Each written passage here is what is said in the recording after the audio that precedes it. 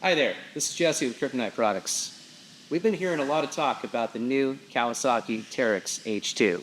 And while it's a great machine, there are a few drawbacks in strength. One of the biggest being the radius rods. The reason why you're seeing these radius rods fail is the trailing arm is designed with the shock inboard of the wheel so far that it's creating a lot of leverage on this upper radius rod. What we've been seeing is when these cars bottom out, this upper radius rod is compressing to the point where it's just crumbling and failing.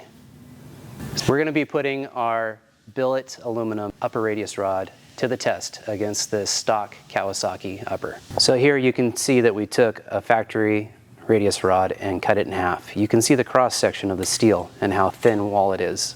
Not much material holding it together. Welded seam tubing, you can see right there, there's a discolored portion inside the tubing. That's the seam of the tube, so it's not a DOM, which is drawn over mandrel tubing. DOM tubing is quite stronger, where this is just more just industry standard. It's cheaper, is that why? Yeah. Cheaper light duty tubing. Now let's test our Kryptonite billet radius rod. There's no hollow tube here. This is solid aluminum, precision machined in-house. Something else I wanted to mention about these radius rods.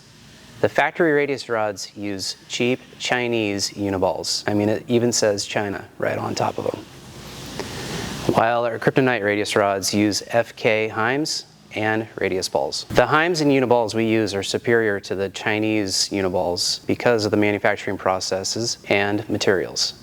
The reason why the Chinese uniballs are so terrible is because they use nylon in the inside and they just don't hold together like the high quality FK Heims and uniballs. The FKs use a membrane on the inside that keeps them tight and they don't wear out over time. That's the difference between factory compromise and Kryptonite strength.